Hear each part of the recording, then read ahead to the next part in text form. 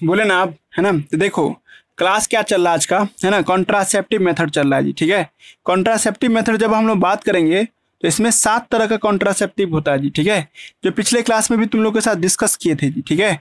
उसमें से हम तुमको बता दिए थे कौन मेल यूज करता है कौन फीमेल यूज करता है, ये सब के बारे में हम बता दिए थे। आज हम लोग का क्लास क्या है, नेचुरल मेथड पे बात करना है जी, ठीक है। नेचुरल मेथड क्या होता है सर, इसको हम लोग ट्रेडिशनल मेथड भी बोलते हैं जी। इसका एक और नाम क्या है आपको, ट्रेडिशनल, है ना, ट्रेडिशनल मेथड के नाम से भी इसको हम लोग जानते हैं जी, ठीक है। ट्रेडिशनल मेथड के नाम से भी इसको हम लोग बुलाते हैं जी, ठीक है। ये बात भी ध्यान रखना आप लोगों को है। और हमने ये भी कहा था आपको कि नेचुरल मेथड जो है ना, मेल फीमेल दोनों के द्वारा अडॉप्ट किया जाता है। लड़का भी इसका इस्तेमाल करता है एंड फीमेल भी इसका क्या करती है सर, आपको अडॉप्ट करती है, मतलब इस्तेमाल करती है जी, ठीक है। और हम तुमको ये बोले थे कि ये अवेयरनेस पे बेस्ड होता है जी, ठीक है। अगर जानकारी है तब इसका यूज हो सकता है, ठीक है, नहीं तो इसका यूज नहीं हो पाएगा जी, ठीक है। और हम तुमको बताए थे कि आपको इसके अंदर में, ठीक है, अवेयरनेस के साथ साथ, ठीक है जी, ये आपको, है ना जी, नो साइड इफेक्ट, क्योंकि इसमें कोई मेडिसिन लेना ही नहीं पड़ता है, that's why no side effect. और साथ ही साथ सर एक और बात था सर, आपको नो आपको लिखा आपको, है ना जी, आपको नहीं कि नो गारंटी, मतलब इसमें कोई गारंटी भी नहीं ले सकता है जी, ठीक है, कि ये काम करेगा ही करेगा, क्योंकि दवा थोड़े ले रहे हैं, इसमें गारंटी भी होने का चांसेस क्या है, कम है जी, ठीक है। ये सब पढ़ाए थे लास्ट क्लास में, तो हम तुमको उसी समय बता दिए थे कि नेचुरल मेथड 3 तरह का होता है जी, ठीक है। एक था आपको पीरियोडिक एबिसिटेंस, है ना जी, याद आ रहा ना, पीरियोडिक एब्सटेंस है जी, ठीक है, एब्सटेंस है।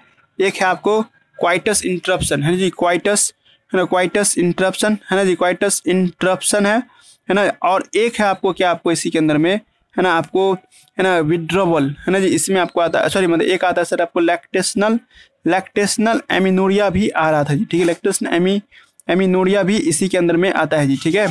तो जब हम ये सब पढ़ा रहे थे आप लोगों को, तो हम बोले थे आप लोगों को, ठीक है, कि पीरियोडिक एबिसिटेंस में क्या होता है, 10 से 17 दिन तक क्वाइटस को अवॉइड करता है पर्सन, जो है ना सर, पर्सन अवॉइड, है ना जी, अवॉइड क्वाइटस, है ना, अवॉइड क्वाइटस, है ना जी, क्वाइटस, है ना, 10 to 7th day of menstrual cycle, है ना जी, 10 to 7 day of menstrual cycle, है ना जी। Why, because high chance of क्या होता है सर, इसमें आपको हाई चांस ऑफ प्रेगनेंसी होता है सर। इस दौरान फर्टिलाइजेशन का चांस, साउंड नहीं आ रहा है, वो हाँ लॉक हो गया जी, ओ सॉरी, 1 मिनट, अब जा रहा आवाज ना, हेलो, वो ऐसे इस पे टिपा गया था, मतलब ऑफ हो गया था, हाँ 1 मिनट,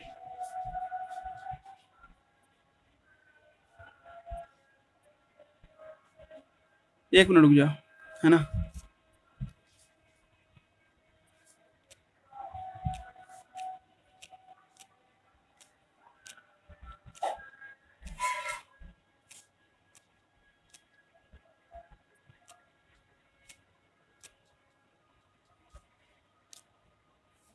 तो देखो हम क्या बोल रहे थे आपको, पर्सन क्या करता है, अवॉइड, आपको लिखा आपको coitus 10 to 17 day of menstrual cycle, है ना जी, बिकॉज इस दौरान क्या होता है सर आपको, है ना, आपको हाई चांस ऑफ, है ना, फर्टिलाइजेशन होता है। तुम लोग को पता है, हम बताए हैं आप लोगों को कि मेंस्ट्रुअल साइकिल का 14 तारीख की डेट में क्या निकलता है, ओवुलेशन, है ना।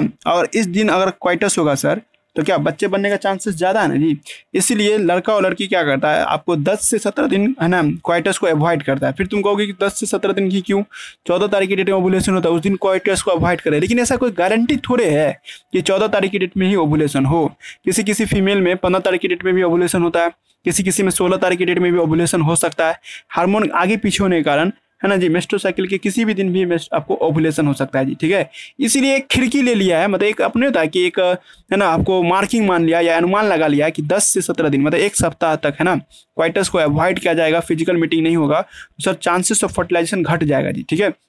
पर गारंटी नहीं, किसी में 10 तारीख की डेट में भी ओवुलेशन हो सकता है, किसी में 18 तारीख की डेट में भी ओवुलेशन हो सकता है जी, ठीक है, हार्मोन के आगे पीछे हो जाने के कारण, ठीक है।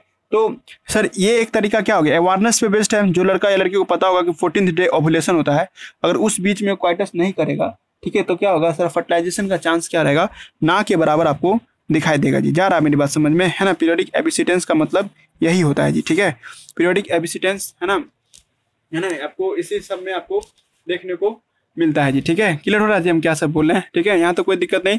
नेक्स्ट उसमें हम लोग कहना चाह रहे थे क्या, पीरियोडिक एबिसिटेंस के अलावा। ठीक है, पीरियोडिक एबिसिटेंस में ये सब बातें तो है ही। ठीक है, नेक्स्ट उसके बाद हम कह रहे थे क्या कि एक नीट में क्वेश्चन पूछ सकता है 10 से 17 दिन के समय को क्या कहते हैं, 10 से 17th day of menstrual cycle is known as, है ना, इसको हम लोग क्या नाम देते हैं, नून एज, है ना, आपको फर्टाइल पीरियड। ये एनसीईआरटी बुक में लिखा हुआ है फर्टाइल पीरियड, हम पढ़ाएंगे तो आपको आ जाएगा। पर आप याद रखना कि 10 से 17 दिन के समय को फर्टाइल पीरियड क्यों कहते हैं सर। तो जवाब है कि सर इस दौरान ओव्यूलेशन का चांस ज़्यादा रहता है, फर्टिलाइजेशन होने का भी चांसेस क्या रहता है सर, इस दौरान ज़्यादा रहता है जी। ठीक है, बात समझ में आ रहा है हम क्या बोले।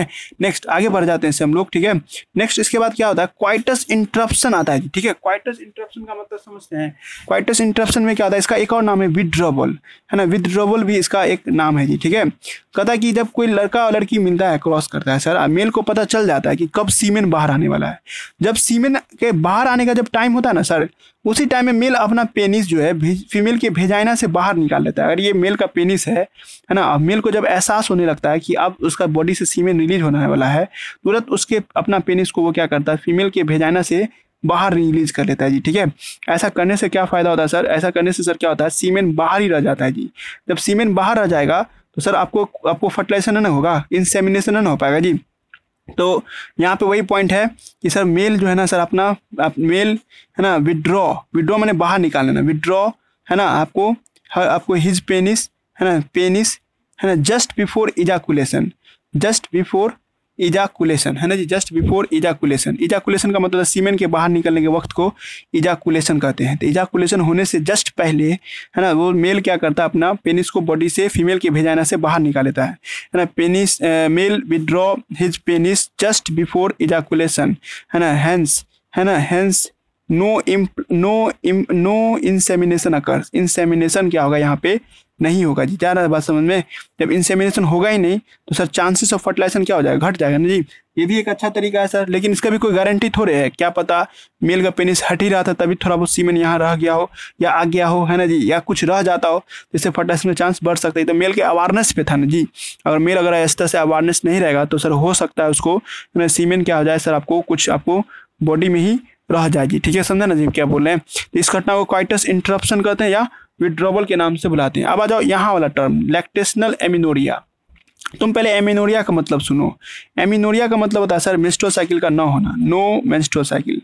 जब मेंस्ट्रुअल साइकिल नहीं होगा तो इस घटना को क्या नाम देंगे, एमिनोरिया के नाम से बुलाएंगे जी। ठीक है, समझे ना जी।